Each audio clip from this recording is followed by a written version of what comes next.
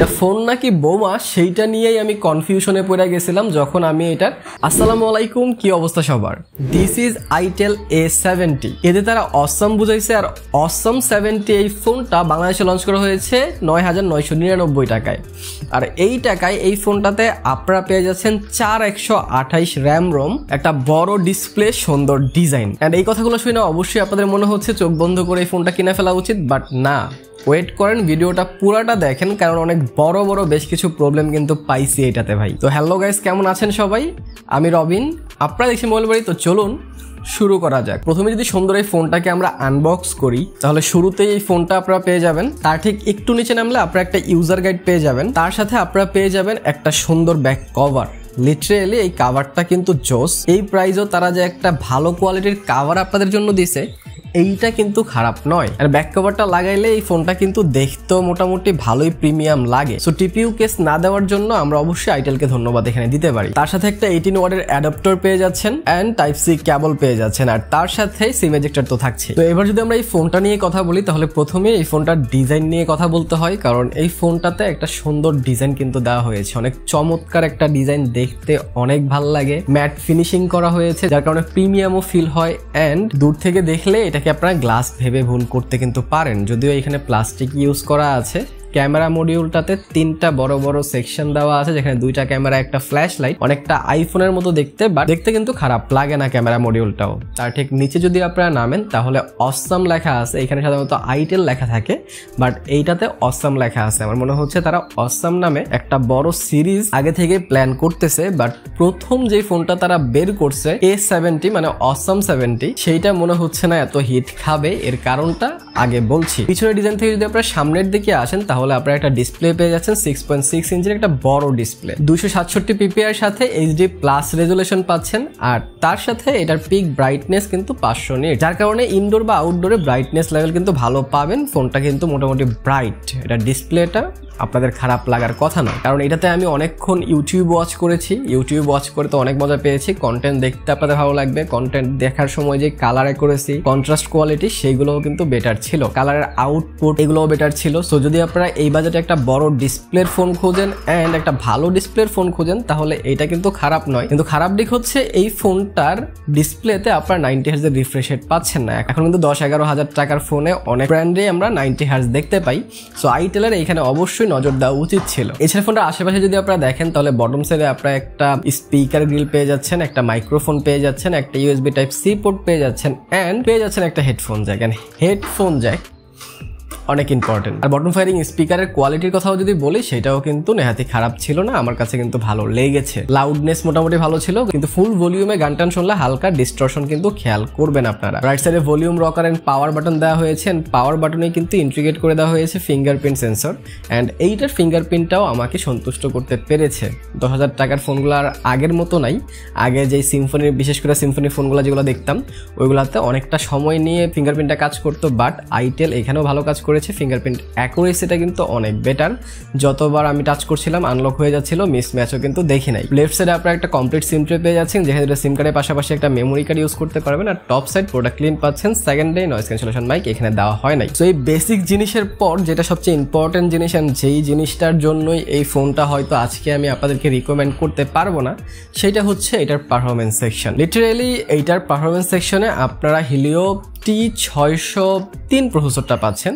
এখন আপনারা বলতে পারেন, ভাই 606 প্রসেসরটা তো অনেক ভালো, 603 তো বেশি ডিফারেন্স না, মাত্র 3-এর ডিফারেন্স। 3-এর ডিফারেন্স কিন্তু ভাই আসলে 3-এর ডিফারেন্স না, অনেক বড় ডিফারেন্স। কারণ আপনারা যদি দেখেন, আমি কয়েকদিন আগে যেই ইনফিনিক্সের স্মার্ট 8 রিভিউ করেছিলাম, সেটার অন্তত বেঞ্চমার্ক স্কোর প্রায় 2.5 লাখের কাছাকাছি, অ্যান্ড ওইটাতে কিন্তু ইউনিসকের T606 প্রসেসর ইউজ করা আছে, আর এটাতে 603, আর এটার অন্তত স্কোর 1.5 লাখের কাছাকাছি। সো আপনারা বুঝতেই পারছেন প্রায় 1 লাখের গ্যাপ কিন্তু এখানে আছে। আর 1 লাখের যখন গ্যাপ হয়ে যায়, তখন তো পারফরমেন্সে গ্যাপ অবশ্যই পাবেন।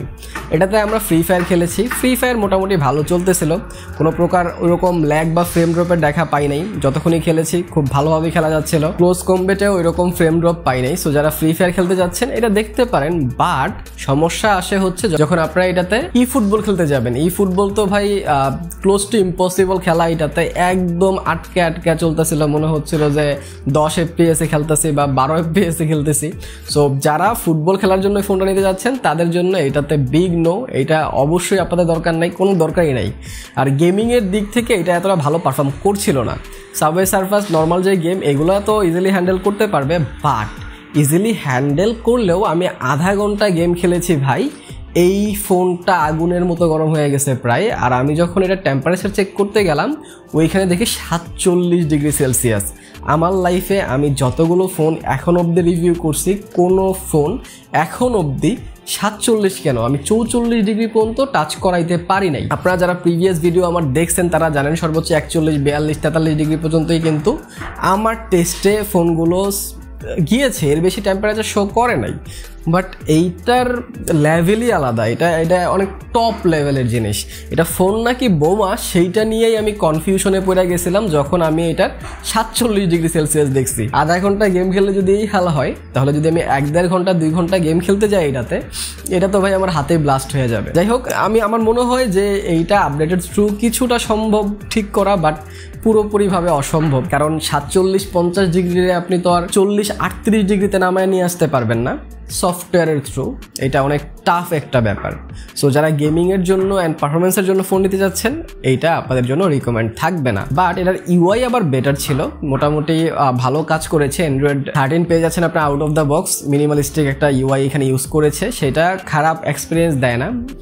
90 হার্টজ হলে হয়তো অ্যানিমেশনগুলো আর একটু ভালো হতো, স্ক্রলিং এক্সপিরিয়েন্সটা ভালো হতো, ইউটিউব স্ক্রলিং বলেন বা অ্যাপ ওপেনিং বলেন এই সব জিনিসগুলো আর একটু বেটার হতো, কিন্তু কি আর করার, 90 হার্টজ যেহেতু এখানে দেওয়া হয় নাই, সো ওই এক্সপিরিয়েন্সটাও আপনারা এতটা বেটার পাবেন না। এছাড়া ফোনটাতে 4 জিবি র্যাম পেয়ে যাচ্ছেন, 128 জিবি রোম পেয়ে যাচ্ছেন, এই দিক থেকে অবশ্যই বেটার। 10,000 টাকা 128 জিবি রোম আমরা আগে থেকেই চাচ্ছিলাম, বাট এখন দেওয়া শুরু হয়েছে ফোনগুলোতে, এটা একটা ভালো দিক। এরপরও যারা এই ফোনটা ফ্রি ফায়ারের জন্য নিতে ইচ্ছুক তারা যদি জানতে চান যে এটাতে জাইরো আছে কিনা, আমি বলবো জাইরো তো দেখাচ্ছিল, বাট এইখানেও জাইরোর যে অবস্থা দেখলাম, সফটওয়্যার বেস জাইরো হয়তো দেওয়া হয়েছে, ওইটাও অনেক ল্যাগি। আমার 2 MBর সফটওয়্যারও এখানে ভালো করে চালাতে পারতেছিল না জাইরোটা, সো বোঝা যাচ্ছিল জাইরোতে এটা এতটা বেটার হবে না, সো ওই চিন্তা মাথা থেকে বাদ দিয়ে দেন। এছাড়া ফোনটার ক্যামেরা নিয়ে যদি কথা বলি তাহলে ক্যামেরাতে আপনারা পেছনে 13 মেগাপিক্সেল মেন সেন্সর পেয়ে যাচ্ছেন আর সামনে 8 মেগাপিক্সেল ক্যামেরা দেওয়া হয়েছে। এটার মেন সেন্সর দিয়ে ডে লাইটে মোটামুটি ভালো ছবি আসছিল, অনেক এক্সট্রা অর্ডিনারি না আবার অনেক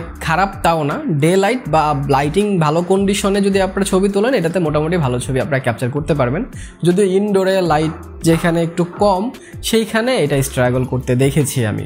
এছাড়া যদি সেলফি ক্যামেরার কথাও বলি সেইটাও যে অনেকটা বেটার সেইটা বলারও সুযোগ নেই, বাট এই বাজেট অনুযায়ী সেখানে আমি কমপ্লেন করছি না। এছাড়া যদি ব্যাটারি ব্যাকআপ নিয়ে কথা বলি তাহলে 5000 এমপিআর ব্যাটারি দেওয়া হয়েছে, এটা একটা বেটার জিনিস। 5000 এমপিআর দিয়ে প্রায় 2 দিন ব্যাকআপ পেয়ে যাবেন আপনারা, যেহেতু 60 হার্টজের প্যানেল এখানে পাচ্ছেন, সো এটা একটা বেটার থিং। বাট যেহেতু এখানে আবার 10 ওয়াটের চার্জার দেওয়া, আপনাদের ফোনটা ফুল চার্জ হইতে প্রায় 2.5 ঘন্টা সময় লেগে যাবে, সেটাও আপনারা কনসিডারেশনে রাখতে পারেন। সো এই ফোনটা নিয়ে যদি আমি আমার অপিনিয়ন শেয়ার করি তাহলে আমি বলবো যে একটা ফোন মেনলি আমরা কিনি পারফরমেন্সের জন্যই। পারফরমেন্স যদি খারাপ হয় অ্যান্ড ফোন যদি গরম হয় তখন আমরা ওই ফোনটা সাজেস্ট করতে পারি না, যার কারণে আমি এই ফোনটা আপনাদেরকে সাজেস্ট করতে পারছি না। এই বাজেটে আপনি যদি চিন্তা করেন যে কোন ফোনটা ভাইয়া বেটার হবে, তাহলে আমি এই ফোনটার সাথে ইনফিনিক্স স্মার্ট 8 এর একটা রিভিউ করেছি, কারণ যেহেতু এটা 10,000 টাকা ওইটা 10,500 টাকা, 500 টাকা এদিক সেদিকে কোনটা ভালো কোনটা খারাপ হবে ওই ভিডিওটা দেখে কিন্তু আপনারা ডিসিশন নিতে পারেন। অলরেডি সেই ভিডিও আমি করছি, সেইটা দেখতে চাইলে এইখানে ক্লিক করে দেখে এরপরে ডিসিশন নেন।